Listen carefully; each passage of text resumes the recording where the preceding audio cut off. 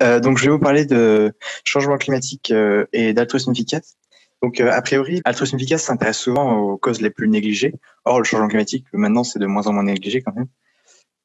Néanmoins, il me semble qu'il y a certaines approches et solutions du changement climatique qui sont négligées. Et il me semble que ça vient notamment d'une méconception du terme écologie que je vais tout de suite essayer d'élucider. À droite, en haut à droite, il y a un espace avec les trois doigts. En fait, si essayez de le faire chez vous, faites un repère comme ça avec vos doigts et mettez le pouce vers vous. Et ça permet de distinguer les trois versants de l'écologie, pardon. Donc, tout d'abord, le climat, qui, me concernant, que je juge le plus important. Ça, c'est l'index qui va vers le haut, parce que le haut, c'est le ciel, et le ciel, c'est le climat. Ensuite, il y a le majeur qui va vers la gauche dans le plan. Et du coup, le majeur, c'est l'environnement, parce que vers la gauche, c'est tout ce qui n'est pas vers moi. Donc, c'est ceux qui m'entourent, c'est l'environnement. Et enfin, il y a le pouce qui va vers moi, ça, c'est ma santé. Et en fait, le fait de confondre les trois, il me semble que ça peut mener à de graves méconceptions, comme par exemple le fait de penser que interdire le diesel est écologique. Pour moi, ça n'a pas de sens, parce qu'en fait, le diesel consommé dans les voitures, ça émet 100 grammes de CO2 par litre, alors que l'essence, c'est 120 grammes, c'est 130 grammes, pardon. En fait, c'est même plus compliqué que ce que je viens de décrire, parce que de fait, le diesel émet aussi d'autres gaz induisant un grand forçage radiatif, c'est-à-dire du réchauffement. Je vous mets un lien dans la description pour avoir plus de renseignements si ça vous intéresse. En revanche, le diesel est très mauvais pour la santé. Mais on voit que là, en gros, il y a un arbitrage climat-santé, c'est-à-dire que le diesel, c'est mieux pour le climat, mais moins bon pour la santé. Et donc, il me semble que cette règle des trois doigts, je l'aime beaucoup parce qu'elle permet de distinguer les trois et s'en rappeler. Donc, tout d'abord, on va voir directement les conséquences du changement climatique pour ensuite avoir une approche efficacité sur les causes. Je vais essayer de présenter les conséquences que j'estime les plus négligées. Dans l'altruisme efficace, la session dans laquelle vous êtes, il y a deux concepts qui me paraissent importants, que je vais utiliser ici, qui sont le X et le S-risque. Donc le X-risque, ce sont les risques d'extinction de l'humanité, et le S-risque, ce sont les risques de grande douleur dans l'humanité. Et il me semble que le changement climatique, s'il n'est en lui-même pas forcément ni l'un ni l'autre, peut être catalyseur de l'un et de l'autre. Donc un bon exemple dans cette situation actuelle, c'est les pandémies. Alors les pandémies comme X-risque, ça arrive pas, a priori, ça a une faible probabilité d'advenir, mais le changement climatique augmente cette probabilité. Et le changement climatique comme S-risque, donc ça peut se faire via des guerres nucléaires notamment, qui peuvent se transformer en X-risque, mais quand même assez rarement, et via les migrations que ça crée du fait de l'augmentation d'événements extrêmes ou de grandes températures. Ces deux cartes que j'ai mises, ce sont deux cartes que j'aime bien mettre en vis-à-vis. À gauche, les pays sur lesquels il y a des points, ce sont les pays qui détiennent l'arme nucléaire. Et notamment, moi, ce qui m'intéresse, c'est notamment l'Asie du Sud-Est.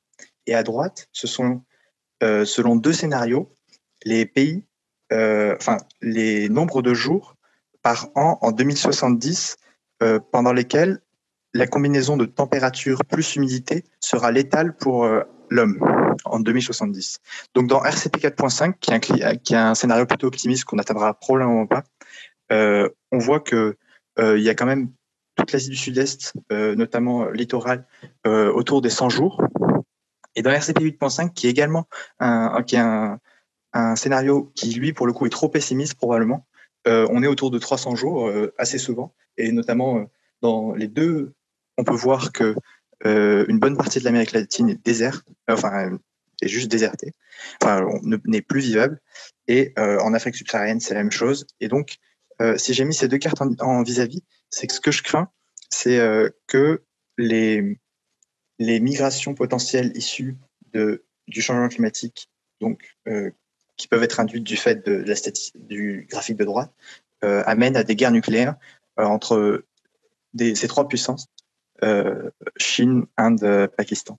Et c'est pas complètement improbable parce que le Pakistan et l'Inde ont déjà beaucoup de problèmes autour d'enjeux d'eau, et le changement climatique, en plus de faire ces migrations, de pouvoir provoquer ces migrations liées à la létalité tout simplement des conditions, Eh bien, il y a le risque de, de manque d'eau lié à des stress hydriques croissants liés au changement climatique. Donc déjà, l'Inde et le Pakistan se battent pas mal pour l'approvisionnement de l'Indus. Et il y a déjà des conflits larvés qui lui sont liés. Mais le changement climatique augmente probablement les risques de conflits en augmentant le stress hydrique. Donc là, ce qu'on voit, c'est une carte qui représente en gros le manque d'eau, la demande par rapport à l'offre. Donc en gros, quand c'est 80%, ça veut dire que il manque 80% d'offres par rapport à la demande d'eau. Donc on peut voir qu'il y a beaucoup d'endroits où ça risque d'être compliqué, et notamment toute l'Asie et le Moyen-Orient sont très touchés dès 2040 par le changement climatique. Et ça amène des gros enjeux d'adaptation, mais aussi potentiellement de, de réduction à temps. Donc ensuite, on va voir les estimations et les croyances des experts, entre guillemets, sur le lien entre climat et conflit. Donc à gauche, il y a les croyances des experts, donc de 11 experts qui sont dans le domaine des risques et du climat, sur l'impact que le climat a déjà eu sur les conflits jusqu'à ce jour. Il y a notamment un grand débat autour de la Syrie, parce que il est probable que le changement climatique ait joué un rôle important en faisant advenir 3 sécheresses de suite les 3 années précédant les révolutions arabes, qui auraient mené à de grandes migrations des campagnes vers la ville pour avoir à manger, et qui auraient augmenté les chances d'insurrection et d'agitation. Et donc là, on voit que la croissance médiane, c'est quand même 15% à peu près, ce qui n'est pas négligeable. Si ça a déjà, enfin, ils estiment avec une probabilité de 15% que le climat a déjà eu un impact. Et à droite, on peut voir les différentes croyances sur les scénarios 2 degrés et 4 degrés sur l'impact que sera sur les conflits. Et en gros, l'un des résultats les plus importants, je trouve, c'est que 50% des experts croient qu'il y a 30% de chances au moins pour qu'il y ait une augmentation modérée des conflits, et 25%, plus de 25% et 50% croient que ça aura il y a une probabilité de 25% pour que ça augmente substantiellement les risques de conflit. Enfin, dans ce même article sont recensés les effets du changement climatique selon les experts, dont les 3 premiers sont plutôt inquiétants potentiellement. Donc, à savoir un développement amoindri des conditions socio-économiques, donc moins de bonheur très probablement. Une low state capability, donc c'est-à-dire une faible capacité des États à gérer leur population. Et ça peut avoir des conséquences très importantes sur le bonheur des populations, car ça peut amener à des conflits entre factions rivales qui se battent pour le pouvoir. Et enfin, les inégalités intergroupes, qui sont déjà des choses qui amènent beaucoup de malheur du fait des conflits. Il y a aussi d'autres causes. Tout de suite, je vais évoquer je vais comparer en fait nos croyances à ce qui est probablement, à ce qui me semble négligé. Donc souvent, on a l'impression que l'action individuelle, est la chose la plus importante qu'on puisse faire pour le climat. Et il me semble au contraire que nous, en France, et notamment nous ici, qui sommes pour la plupart éduqués, avons un impact en espérance très fort grâce à nos carrières, notamment, mais pas seulement en fait notre temps libre en général. Donc, on passe 80 000 heures de nos vies à travailler en moyenne. Et il y a 2 types de réflexions qui me paraissent importantes et qui m'ont mené vers cette conclusion. C'est la réflexion à la marge, c'est le fait de se dire qu'est-ce que moi je peux apporter de plus que d'autres. En gros, nous, qu'est-ce qu'on peut faire, par exemple, moi, qu'est-ce que je fais s'il y a déjà 1 million de personnes qui travaillent dans les renouvelables et je suis la 1 million unième personne. Nous, en l'occurrence, en France, on a quand même beaucoup de possibilités. Enfin, on peut choisir un certain nombre de choses et on a des bonnes chances d'avoir un impact marginal assez démesuré. Et il y a une autre réflexion qui est très importante pour le climat, je trouve, c'est la réflexion contrefactuelle, c'est-à-dire se demander, je vais donner un exemple tout de suite, pardon. Si en France, par exemple, il y a un numerus clausus pour les médecins, et donc si plutôt que de devenir médecin, je deviens chercheur en biologie, il y aura une personne à peine moins qualifiée que moi, enfin à peine moins bonne que moi, qui deviendra médecin. Et donc, mon impact réel si j'étais devenu médecin aurait été la différence entre moi, mes capacités de médecin, et la personne en dessous de moi. Et dans le climat, en fait, c'est pareil. Quand on raisonne sur les carrières dans le climat, on a envie de se dire, je vais aller je vais aller dans des ONG pour travailler, mais en fait, il y aura probablement des personnes aussi bonnes que moi qui vont aller dans des ONG pour travailler. Alors que si je vais dans des domaines plus négligés, là, il y aura peut-être personne qui ira. Et donc, c'est pour ça que la réflexion contrefactuelle me paraît assez importante pour voir le vrai impact de nos actions et de nos carrières. Et il me semble qu'au cours de nos carrières, ça me semble plausible qu'on puisse vraiment sauver des vies. En effet, un calcul marginal à partir d'un article qui essaie d'estimer le nombre de réfugiés climatiques marginal fait que, en gros, 1000 tonnes de CO2 évitées, c'est au moins un réfugié climatique en moins, ce qui n'est a priori pas négligeable. Donc, au cours de notre carrière, il est plausible qu'on puisse sauver on puisse empêcher quelques réfugiés climatiques. Par exemple, à titre indicatif, les 10% des Français les plus riches émettent 30 tonnes de carbone par an. Donc, tous les 30 ans, ils font un réfugié climatique. En fait, il y a un article assez récent qui fait une estimation beaucoup plus rigoureuse que la mienne et trouve qu'il y a un mort supplémentaire toutes les 4000 tonnes de CO2 émises. Je vous mets un lien dans la description. L'action individuelle, quant à elle, est pas négligeable, mais est beaucoup moins importante que nos carrières, pour nous qui sommes français, par exemple. En effet, on peut voir sur le graphique de droite que la part même un individu qui aurait une motivation héroïque ne parviendrait pas à réduire ses émissions de beaucoup plus que 25%. En revanche, on peut quand même énumérer les choses qui sont importantes pour avoir les bons ordres de grandeur. Donc, le régime végétarien, par exemple, est démesurément plus important que le reste. Et après, pour les pour les 10% les plus riches notamment, l'avion est également extrêmement important. Maintenant, on va passer aux grandes causes du réchauffement climatique. Et on va essayer de voir, du coup, c'est essayer d'appliquer voir quels sont les aspects négligés et où est-ce qu'on pourrait potentiellement être efficace. Donc, les grandes causes du changement climatique, ce sont en très grossier 68,5% liés à l'énergie fossile. Donc, on parle en termes de réchauffement. Donc, 68,5% du réchauffement est lié à la combustion d'énergie fossile et il y a 25% lié à l'agriculture. Là, le graphique du milieu, c'est un graphique du GIEC, donc en termes de température, donc de forçage radiatif, c'est-à-dire d'augmentation marginale de température. On voit la répartition. Et on va donc creuser un peu dans tout cela en abordant tout d'abord le problème de l'énergie. Donc l'énergie, c'est vraiment c'est vraiment un défi colossal qui nous attend parce que on n'a jamais fait de transition énergétique pour l'instant. La plus grosse qu'on ait fait vaguement, c'est 1973-1979. Mais en fait, même là, ça a été assez mineur.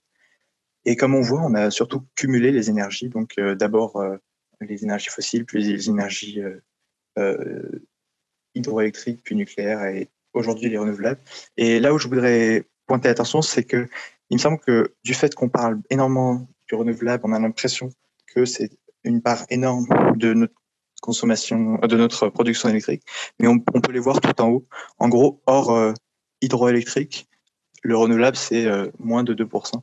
Et le nucléaire, c'est également 2-3%. Et le reste, c'est quasiment que du fossile ou d'autres énergies résiduelles. Donc, c'est vraiment un défi de taille. Ce défi, on peut le relever de plusieurs façons. Bon, je vais vous parler que peu des énergies renouvelables parce qu'on en parle déjà beaucoup. Donc, je vais essayer d'avoir des approches plus en fonction des choses qui me paraissent plus négligées. Donc, tout d'abord, on peut mieux utiliser l'énergie après l'avoir produite. Donc, quelque chose qui est très négligé, mais notamment pour des raisons d'incitatif, c'est l'efficience énergétique. Du fait du coût faible de l'énergie, les procédés ne sont pas forcément optimisés. Donc, en général, c'est quelque chose d'assez négligé, sur lequel des travailleurs supplémentaires sont plutôt bienvenus. Mais là, particulièrement, je vais vous parler de quelque chose qui, en France, me paraît assez prometteur.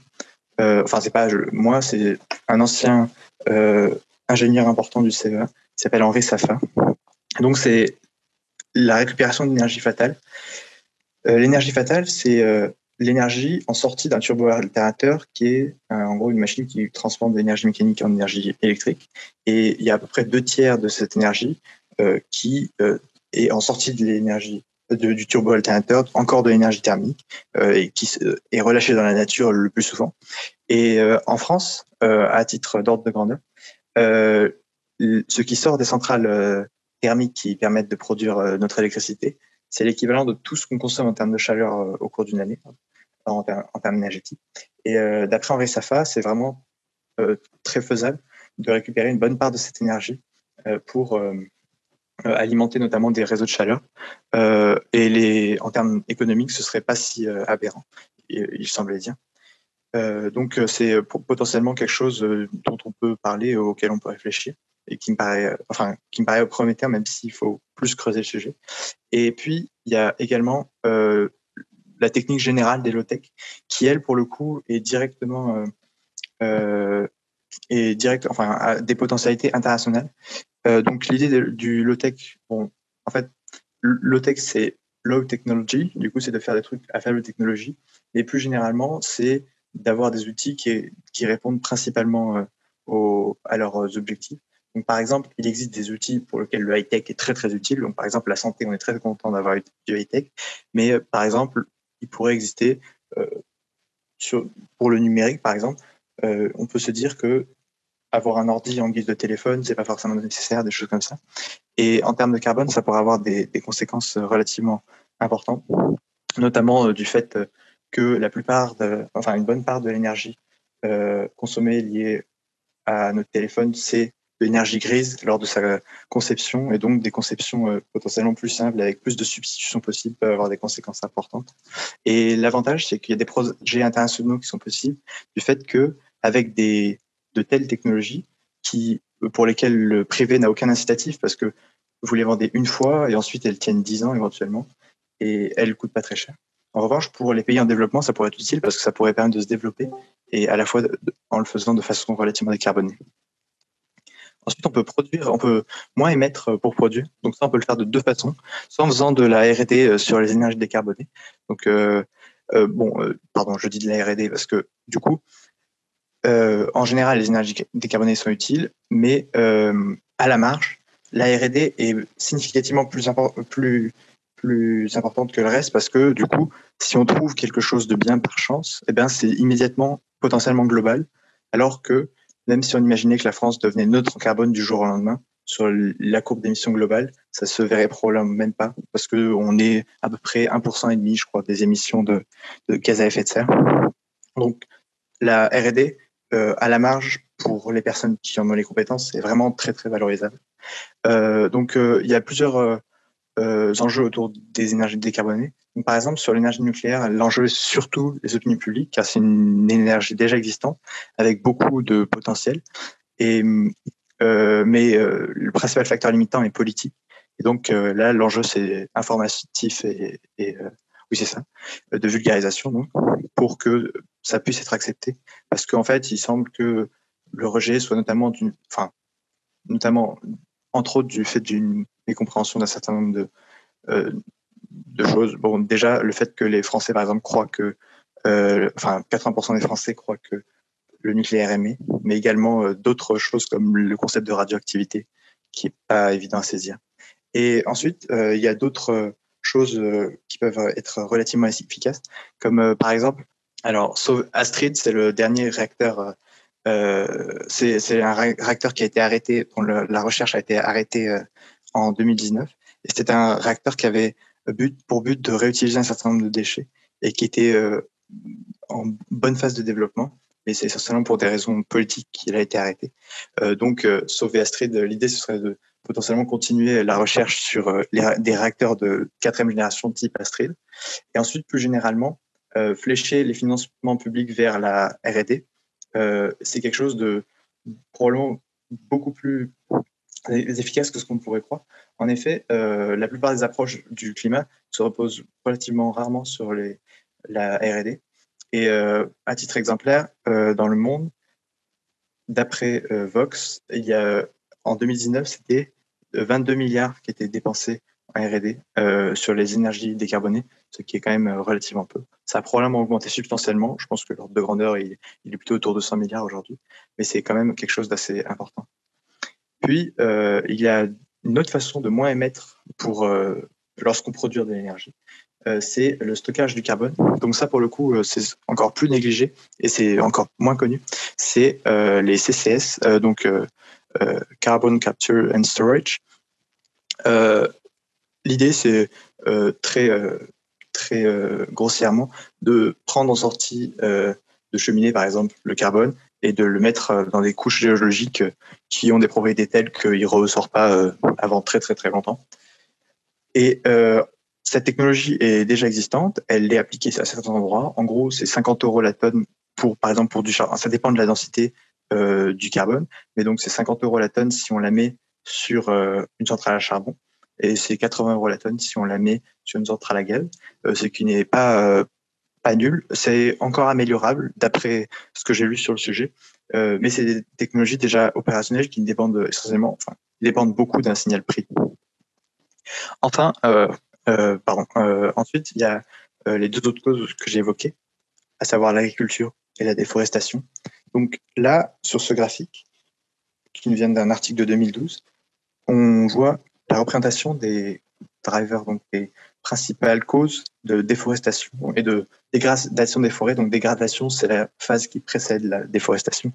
Donc en fait, ce qu'il faut retenir, c'est à gauche surtout, c'est que 70% de la déforestation, en fait plus de 70%, est liée à l'agriculture.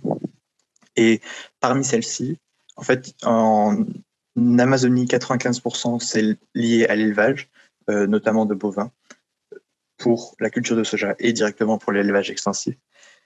Et en Asie du Sud-Est, c'est en grande partie lié à la déforestation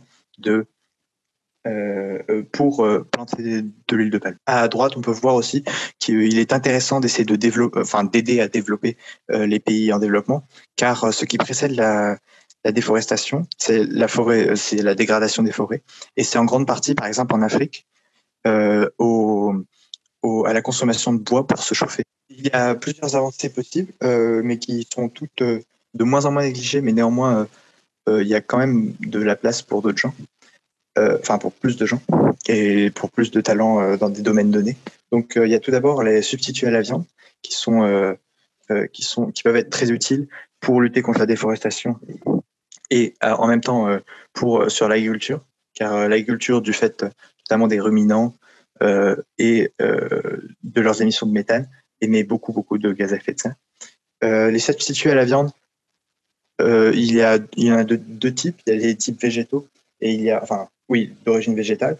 Et il y a un nouveau type qui est croissant et de plus en plus compétitif, entre guillemets, même s'il ne l'est pas encore. C'est l'agriculture cellulaire, c'est-à-dire le fait de faire pousser, de cultiver de la viande à partir de cellules souches. Et l'agriculture cellulaire, notamment, est un domaine encore petit, mais qui croît assez vite et qui a l'air d'avoir pas mal de potentiel.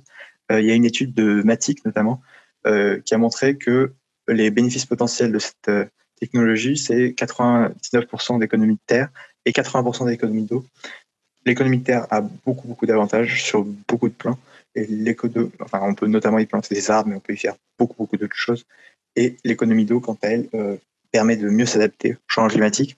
Enfin, si l'énergie produite est décarbonée, ça pourrait également moins émettre que la viande. Mais il y a une grosse incertitude sur la consommation énergétique de ces technologies. Parmi les facteurs limitants de l'essor de ces technologies, il y a notamment de moins en moins, je crois, les financements, mais aussi les carrières qui a des transferts de connaissances pas évidents. Et un des avantages de ces technologies, c'est aussi que ça limite la souffrance animale. Enfin, ça permet de résoudre en même temps ce problème. Et enfin, il y a quelque chose d'encore plus négligé, que j'ai découvert assez récemment, qui est qui sont les substituts à l'huile de palme. Donc l'huile de palme étant un des produits qui est une des grosses causes de déforestation. Il y a quelques chercheurs pour l'instant qui s'intéressent à le substituer. Donc il y a une seule entreprise qui essaye de le développer de façon cellulaire. Donc c'est un domaine avec très peu de personnes. Il est possible qu'il y ait des idées encore non explorées en son cœur, et comme c'est mondialement à peu près 4% des émissions, c'est vraiment quelque chose de très significatif. Enfin, il y a l'importance de l'international en général. Donc, comme je l'expliquais tout à l'heure, la recherche, c'est particulièrement prometteur parce que tandis que nos actions individuelles ne concernent que nous, la recherche peut rapidement être globale. Je vais ici traiter des carrières et des choses internationales.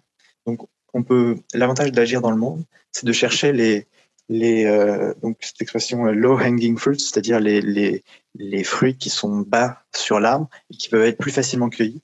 Donc, par exemple, si on était purement altruiste et si les politiques ne raisonneraient pas en fonction d'incitatifs, plutôt que d'investir dans les renouvelables en France, on irait potentiellement en Pologne où le mix électrique est encore à plus de 80% fait de charbon pour substituer du charbon. C'est a priori l'un des low hanging fruits les plus connus parce que c'est souvent que le charbon n'est pas si rentable que ça. Enfin, en tout cas, il existe un certain nombre de mines qui sont proches du seuil de rentabilité, en Chine notamment. Par ailleurs,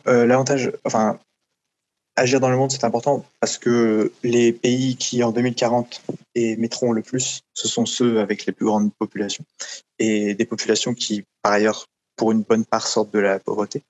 Et donc, permettre le développement décarboné peut être très avantageux pour deux raisons. Donc, à la fois, décarboner, c'est idéal parce que ça permet de moins émettre de gaz à effet de serre, donc moins de changement climatique. Mais également, de se développer, c'est important parce que les sociétés plus développées ont plus de facilité à s'adapter au changement climatique, par exemple, de façon assez contre-intuitive, même si le nombre de catastrophes climatiques a récemment augmenté, le nombre de morts continue à diminuer, car la plupart des pays s'adaptent de mieux en mieux, et là où il y a encore le plus de morts, c'est les pays pauvres. Et donc, si jamais les pays dont nous parlions tout à l'heure parviennent à se développer, peut-être qu'ils seront plus en mesure de gérer leur population et de s'adapter. Donc, ça diminue les probabilités des autres risques dont nous parlions, donc par exemple de conflits liés à des énormes migrations, puis limiter le risque aussi d'États faillis, choses comme ça. Et enfin, il me semble que de façon assez générale, je pensais que ce n'était pas le cas aux États-Unis, mais il semble que si, la plupart des groupes écolos n'ont pas la vision pragmatique de altruisme efficace. Par écolo, j'entends les groupes écologiques qui, la plupart, se sont fondés dans les années 70 avant qu'il y ait le problème climatique. Et par conséquent, lorsque l'écologie a inclus le problème climatique, on a associé les deux. Mais du coup, ça fait que le problème climatique peut être repoussant pour certaines personnes du fait du pacte qui va avec. Et il me semble qu'il y a des approches pragmatiques qui sont peu audibles. Donc, par exemple, j'ai fait j'ai cherché sur une quinzaine d'organisations à l'échelle européenne sur leur site ce qu'ils pensaient du nucléaire, et la plupart étaient assez dogmatiquement contre, avec des argumentaires souvent à la limite du fallacieux. C'est quelque chose qui, pour moi, pourrait avoir beaucoup de valeur de la part des altruistes efficaces, le fait d'être en capacité d'apporter une vision conséquentialiste associée au changement climatique. Enfin, dans l'approche internationale, je vais parler de l'outil qui est probablement à la fois le plus difficile à mettre en place, mais également le plus efficace, à savoir la taxe carbone. Donc, l'idée est de taxer les activités en proportion de leurs émissions de carbone. Donc, à la fois, ça valorise les activités décarbonées et ça dévalorise les activités carbonées. Et ça a également une grande vertu que nulle autre chose n'a quasiment, c'est que ça évite l'effet rebond. C'est le fait que lorsqu'on fait une innovation, donc par exemple, je divise par 2 la consommation de charbon de telle machine, eh bien, très souvent, cette machine est beaucoup plus utilisée et donc ça minimise l'importance de l'innovation parce qu'on utilise finalement, alors soit ça minimise la diminution de consommation de charbon, soit carrément ça peut augmenter la consommation de charbon dans les pires cas. Et donc, la taxe carbone évite cela parce que c'est juste proportionnel à la consommation de charbon. Donc, s'il y a une innovation, eh bien, ça coûtera moins cher, donc il y a plus de chances que les gens l'achètent. Puis, il y a le problème de la redistribution. Ça peut permettre d'aider à la redistribution. Par exemple, en France, les 10% les plus riches émettent 31 tonnes à peu près de carbone, alors que les 10% les plus pauvres émettent à peu près 2,50 tonnes. Et ça, c'est une grande inégalité, mais ceux qui en subiront le plus les conséquences, c'est les pauvres. Et du fait du dividende de la taxe carbone, c'est-à-dire du gain de l'État lié à la taxe carbone, eh bien, cette ce gain pourrait être redistribué aux plus pauvres et donc ainsi compenser, voire plus que compenser, cette pauvreté. Donc, ainsi, je vais faire un petit aperçu de toutes les compétences qui seraient requises. Donc, à la fois des dispositions ou des compétences techniques. Donc, parmi les dispositions, par disposition, j'entends capacités non liées à des choses académiques, on va dire. Il peut y avoir des capacités d'éducation, de vulgarisation qui sont majeures, comme on l'a vu sur, par exemple, les CCS ou le nucléaire. Puis, il y a les capacités sociales et créatives qui sont également centrales, notamment pour ce dont nous parlions, savoir la réflexion contrefactuelle, c'est-à-dire le fait que quand je crée quelque chose, probablement personne ne l'aurait fait à ma place. Et des capacités d'organisation, de gestion de projet qui sont très importantes. Et enfin, il y a les capacités rhétoriques qui sont majeures pour pouvoir notamment convaincre les gens. Et enfin, il y a des compétences techniques de tout ordre en biologie. Donc, il peut y avoir la biologie de synthèse, par exemple. Il y a une entreprise qui a récemment développé un blé qui stockait plus de carbone. Donc, c'est un exemple de développement potentiel. Et je pense qu'il peut y en avoir beaucoup d'autres. On réfléchissait une fois lors d'une rencontre membre à un arbre qui stockerait beaucoup plus de carbone. Il semble qu'il y ait eu des projets dans ce sens. Et il y a également donc l'agriculture cellulaire en biologie qui a besoin de certaines compétences. Ensuite, l'art, ça peut être très important pour permettre de faire vivre, on va dire, la diminution de l'émission sur un mode plus positif, parce que il peut y avoir un caractère contraignant à cette diminution, même si on est de plus en plus efficient énergétiquement, etc. Il est peu probable qu'on parvienne aux objectifs requis sans diminuer légèrement au moins notre consommation. En France, par exemple, si on veut être aligné, il faudrait diminuer nos émissions par 6. Donc la technologie pourrait être très utile, mais il est probable que ça se fasse en partie grâce à une diminution légère de certaines consommations. Et ensuite, il y a donc en économie ou en mathématiques et en physique et en géophysique, il peut y avoir beaucoup de choses dans de la modélisation et en physique, notamment dans l'ingénierie. Je dirais que ce qu'il faut retenir de cette conférence, c'est 5 choses. Donc tout d'abord, le fait que le changement climatique va probablement a le potentiel de ravager les pays des Sud, fait que pour moi, il faut vraiment pas négliger l'importance du développement dans ces pays-là, car plus ils seront à même de résister eux-mêmes, plus le monde se portera mieux. Donc, il ne faut pas forcément opposer les deux, et il faut essayer de réfléchir donc sous contrainte de développement, de quelle façon on peut essayer de faire des choses décarbonées. Puis ensuite, il y a les 3 grandes causes que j'avais mentionnées, donc énergie, agriculture, déforestation. Donc bien évidemment, dans l'énergie, il y a beaucoup de sous-causes, mais ça me paraît utile d'avoir ces choses en tête. Ensuite, l'importance de la taxe carbone, qui est probablement des ordres de grandeur plus importantes que les autres choses. Mais même si elle est impossible, si quelqu'un a une très bonne idée sur ce plan-là, ça peut vraiment, ça peut vraiment être quelque chose de très valorisable. Ou si quelqu'un a des réseaux internationaux, essayer de créer des réseaux internationaux comme ça, par exemple, il y a quelque chose qui s'appelle Climate Reality Leaders, qui est assez gros et qui essaye de faire des choses de cet ordre. Et enfin, 2 approches qui me paraissent importantes et peu souvent appliquées pour la question du changement climatique et que je vous invite à diffuser. C'est l'approche à la marge et donc qui amène à la conclusion que notamment la recherche et les carrières internationales, pour nous, sont souvent des choses qui ont démesurément plus d'impact que l'action individuelle. Et ça fait de nous des citoyens qui, en espérance, pouvant avoir un impact beaucoup, beaucoup plus grand qu'un citoyen tiré au hasard dans le monde. Et enfin, il y a l'approche conséquentialiste, donc à eux, qui me paraît peu audible, et ça me paraît souhaitable qu'elle soit davantage audible. Parce que je pensais que c'était qu'en France, mais en fait, même à l'échelle européenne, il semble que ce soit pas peu courant, ce genre d'approche. Et voilà, je crois. Et si vous voulez, j'ai des annexes sur différentes choses, mais je pense qu'on peut s'arrêter là et vous me poser des questions. Enfin, si vous avez des questions.